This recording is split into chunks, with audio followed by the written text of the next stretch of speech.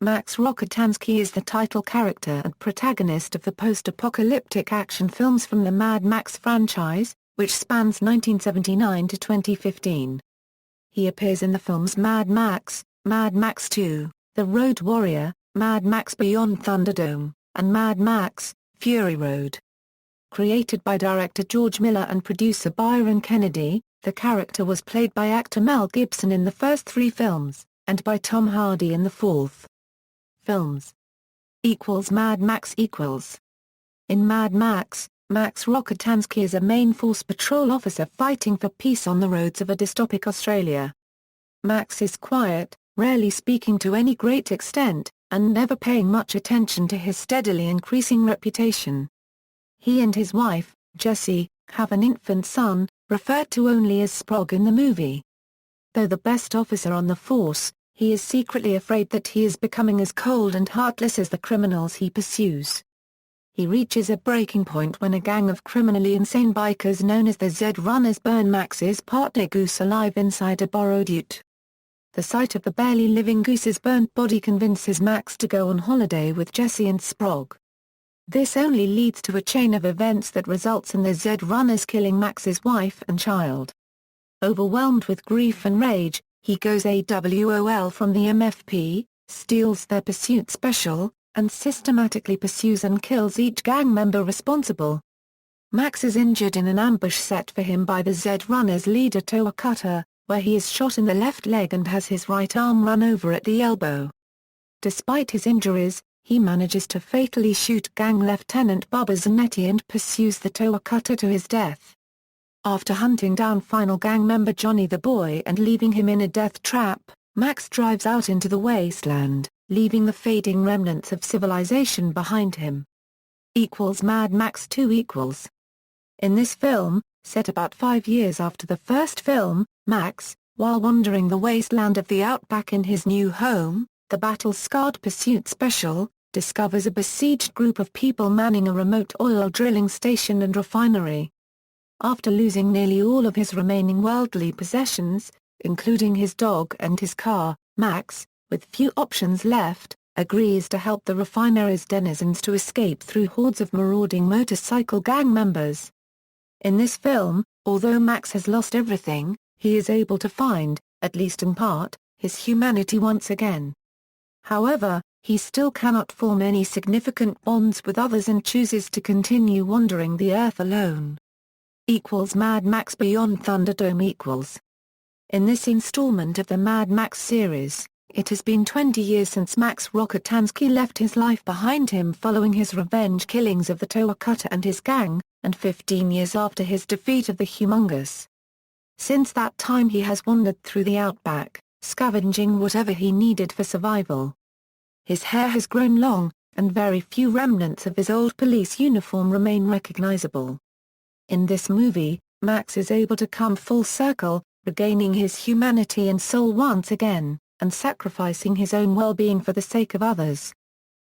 Mad Max, Fury Road In addition to the franchise, Fury Road finds Max haggard and alone with his pursuit special. After his interceptor is wrecked and he is captured by a mutant gang known as the War Boys, he is imprisoned and used as a live blood donor for the gang. Strapped to the hood of a car in pursuit of the War Boys' renegade general, Imperator Furiosa, Max escapes and reluctantly helps Furiosa in her quest to help 5 women escape from the War Boys' despotic leader, Immortan Joe. Games Mad Max Max's journey to the Plains of Silence takes an unexpected turn when a group of War Boys run him off the road and steal his clothes, his supplies, his weapons, and his car before leaving him to rot in the desert sun. Traversing the wasteland in search of his prized interceptor, Max meets a hunchbacked mechanic named Chum Bucket, an overzealous individual that's hell-bent on crafting the perfect vehicle, the Magnum Opus.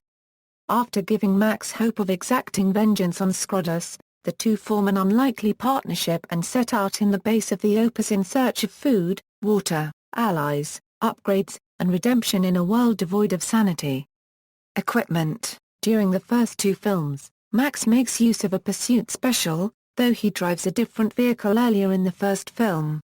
Between the second and third films, After the destruction of the Pursuit Special, Max acquires a camel-drawn wagon, which is later stolen from him. He later steals it back after it has been upgraded to run on its own power and uses it during the final chase sequence. He wears the MFP-issue uniform of black riding leathers, which become ripped and patched through the course of the series. During his time with Main Force Patrol, he is armed with a revolver which he does not use, favoring a sawn-off shotgun which he uses in the second and third films. In the third film, he uses a more traditional shotgun, and, after accumulating even more weapons, surrenders them all in Bartertown, which the Scotsman calls a moment of self-parody.